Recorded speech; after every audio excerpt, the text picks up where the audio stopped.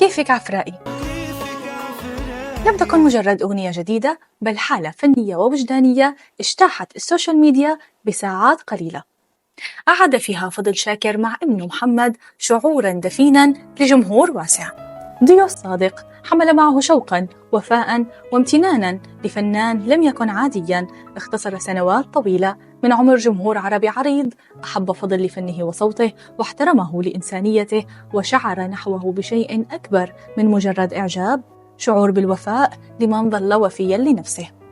لكن لماذا هذا التأثير العميق في وجدان الجمهور؟ هل هو الحنين أم تقدير لمسيرته أم وفاء للإنسان والأب والفنان المظلوم؟ من غرفة بمنزل بمخيم عين الحلوة بعيداً عن الأضواء والحفلات والكاميرات، عاش فضل سنوات من العزلة ينتظر مصيراً غامضاً ويغني من بين جدران ضاقت عليه كما ضاق العالم.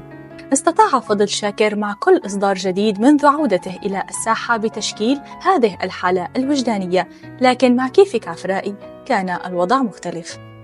وصف البعض الأغنية برسالة حنين وشوق، بدا فضل وكأنه يسأل جمهوره على انفراد، وكان الرد حب غامر وامتنان عميق. هذا الامتنان كسر آخر قيد من قيود العزلة الفنية التي فرضت عليه قسراً لأسباب سياسية، طائفية، وأحياناً فنية.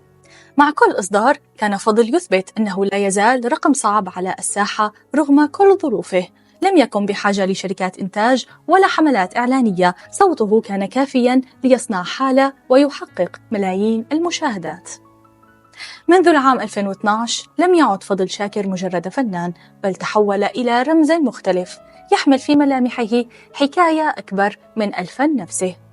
إذا نظرنا للمشهد من بعيد نرى أن محنته لم تكن شخصية فقط، بل كانت جزءاً من صراع أكبر، صراع وجود بين تيارين: تيار طائفي اجتاح المنطقة، سلب مدنها، حواضرها وأرواح البشر فيها بسلطة السلاح، وتيار آخر قاوم هذا العبث ووقف ضد الإجرام. كانت هذه المعركة الوجودية شرسة، معركة على وجه المنطقة ومستقبلها السياسي والطائفي والجغرافي. بدأت أزمة فضل شاكر حين اتخذ موقفاً إنسانياً واضحاً إلى جانب الثورة السورية. كان صادقاً في انحيازه للناس، لكن ذلك أغضب أطرافاً في لبنان تقف إلى جانب نظام الأسد. ومنذ تلك اللحظة بدأت المعركة ضده. لم تكن معركة فنية، بل معركة على المعنى، على الموقف وعلى الصوت. تصاعدت أزمته تماماً كما كانت النيران تلتهم المنطقة: القتل الطائفي بالسلاح أو الاغتيال المعنوي بالتشويه والتهمة، إسكات كل من يرفض القتل ومحاصرة كل من لا يصمت أمام الظلم. ما حدث لفضل لم يكن حدثاً معزولاً، بل كان جزءاً من مشهد أكبر في صراع إنساني على الحقيقة والوجود. ضمن مشهد دموي حاول أن يخنق كل من لا ينتمي لهذه المشاريع أو تجرأ على قول الله لمشاهد الظلم. اليوم صوت فضل شاكر لا يغني فقط، بل يعلن انتصاره، انتصار على سنوات ثقيلة من الظلم والتشويه والقمع المعنوي. أما وفاء الجمهور فليس مجرد حنين، بل امتنان صادق لفنان لم يفرط بإنسانيته من أجل النجاة، ولإنسان لم يساوم على فنه من أجل القبول.